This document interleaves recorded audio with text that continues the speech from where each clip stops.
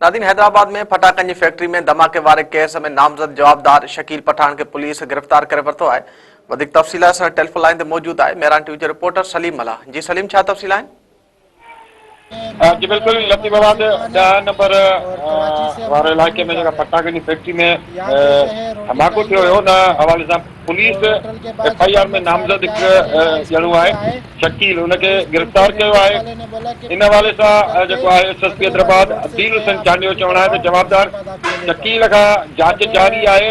जेको मालिक आहे कारखाने जो असद खान, उहो हुनजो पार्टनर आहे, जॾहिं हिन जो हिन जी ही जेको आहे जॻह जो मालिक आहे। पुलिस जेको आहे कारखाने मालिक असद जे पुट ऐं मुलाज़िम रिज़वान जे भाउ जा DNA सैंपल वरिता आहिनि।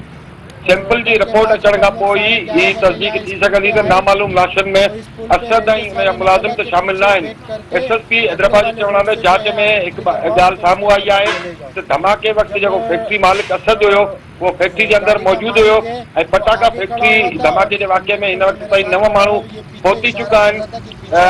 ही जेको आहे 4 ॼणा ज़ख़्मी आहिनि ऐं उहे ज़ेर इलाज आहिनि, जिन में हिकु जेको आहे कराची 3 सिविल अस्पताल हैदराबाद में एडमिट आहिनि।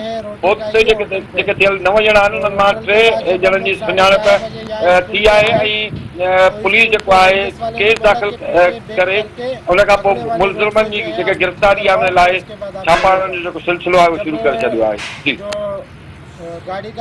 सलीम, महिरबानी।